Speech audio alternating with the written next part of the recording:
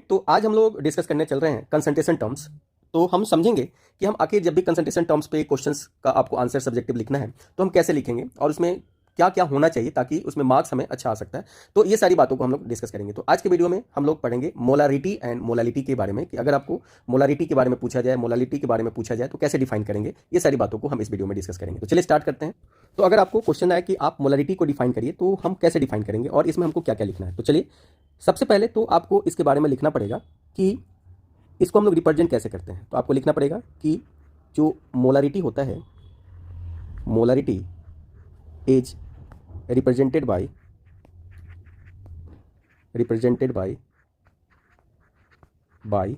Capital M. तो कहीं भी अगर आपको क्या मिल जाए, कैपिटल एम के टर्म्स में कहीं भी आपको अगर कंसंट्रेशन टर्म्स मिल जाए, इसका क्या मतलब होता है। तो इसका मतलब होता है कि वो आपको मोलारिटी के बारे में बोला जा रहा है, यानी वो एक्सप्रेशन मोलारिटी के फॉर्म्स में आपको दिया गया है। अब देखिए, अब आपको इसको डिफाइन करना पड़ेगा, ठीक है। तो आप इसका डेफिनेशंस लिखिए। तो लिखना पड़ेगा कि molarity is number of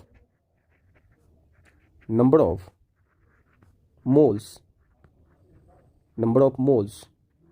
of solute present in 1 litre of solution. ठीक है जी। तो आप इसको इस तरीके से डिफाइन करना है, ठीक है। तो मोलारिटी जो है वो है क्या, तो मोलारिटी जो है वो आपका number of moles of solute है जो कि 1 लीटर सॉल्यूशन में होना चाहिए, ठीक है। तो इसी को हम लोग क्या बोलते हैं, मोलारिटी। अब एक टर्म यहाँ पे थोड़ा सा आपको ध्यान देना पड़ेगा कि जो मोलारिटी होता है, जो आपका मोलारिटी होता है, मोलारिटी इज टेम्परेचर डिपेंडेंट।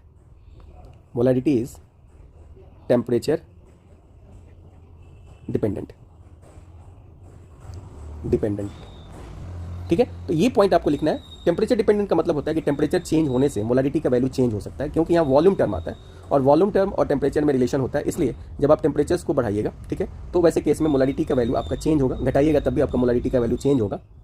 इसका क्या मतलब हुआ, इसका देखिए ये मतलब है कि अगर आप टेम्परेचर बढ़ाओगे, ठीक है, if you will increase temperature, molarity जो होता है वो मोलारिटी डिक्रीज करता है, ठीक है। तो इस पॉइंट को आपको ध्यान में रखना है कि टेम्परेचर और मोलारिटी में इन्वर्सली प्रोपोर्शनल का रिलेशन होता है, ठीक है। तो यहाँ पे आपको ये ध्यान रखना है, ठीक है।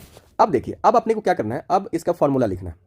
मोलारिटी का क्या लिखना है, फॉर्मूला लिखना है। तो अब हम लोग मोलारिटी का फॉर्मूला लिखेंगे। कैसे लिखेंगे, देखिए यहाँ पे हमने इसको m लिख देना है और फिर हमको इसका फॉर्मूला लिखना है, ठीक है। तो फॉर्मूला यहाँ पे क्या हो जाएगा, तो फॉर्मूला आप यहाँ पे लिख सकते हो, यहाँ पे number of moles of solute, ठीक है, डिवाइडेड बाई हम लोग क्या लिखेंगे, वॉल्यूम ऑफ सॉल्यूशन, ठीक है।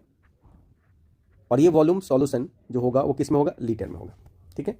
अगर आपका जो सॉल्यूशन है, जो आपका वॉल्यूम है, वो अगर मिलीलीटर में दिया रहे, किस में दिया रहे, अगर ये वैल्यू आपको किस में दिया रहे, मिलीलीटर में दिया रहे, तो ऐसे केस में आपको क्या करना चाहिए कि सबसे पहले यहाँ पे इसको लीटर में बदलना पड़ेगा, ठीक है जी।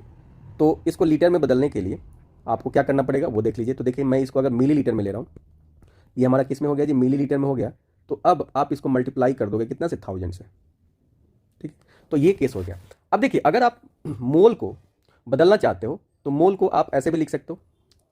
मोल को आप कैसे लिख सकते हो, मास ऑफ सॉल्यूट, ठीक है, मास ऑफ सॉल्यूट, और ये वैल्यू आपको किस में दिया रहेगा, ग्राम में दिया रहेगा, डिवाइडेड बाई मोलर मास या मॉलिक्यूलर मास, जिसको आप बोलते हो किसका, सॉल्यूट का, molecular mass of solute into volume of solution. अगर आप मिलीलीटर में लिए हो तो यहाँ पे आप क्या कर दोगे, 1000 से मल्टीप्लाई कर दोगे, ठीक है। तो इतना आप अगर लिख देते हैं तो ये आपको क्या हो गया, कंप्लीट आंसर हो गया किसका, मोलारिटी का, ठीक है। तो आइए अब हम लोग सेकंड कंसंट्रेशन टर्म्स को एक्सप्लेन कर रहे हैं और इसको हम लोग बोलते हैं मोलालिटी। तो अगर आपसे पूछा जाए कि मोलालिटी क्या है, व्हाट इज मोलालिटी, तो इसको आप कैसे आंसर करोगे। तो सबसे पहले आपको इसको लिखना पड़ेगा कि it is represented by small m, ठीक है जी। अब आप इसको डिफाइन करिए, it is number of moles of solute present in 1 kg of solvent, 1 kg of solvent. ये पॉइंट जरूर याद रखिएगा, ठीक है, कि यहाँ पे आपको ये डेफिनेशन सॉल्वेंट में बताना पड़ता है, ठीक है। अब देखिए यहाँ पे वॉल्यूम टर्म नहीं है, इसलिए जो मोलारिटी होता है वो टेम्परेचर पे डिपेंड नहीं करता है। तो आपको लिखना पड़ेगा कि जो मोलालिटी होता है, molality is temperature independent, temperature independent,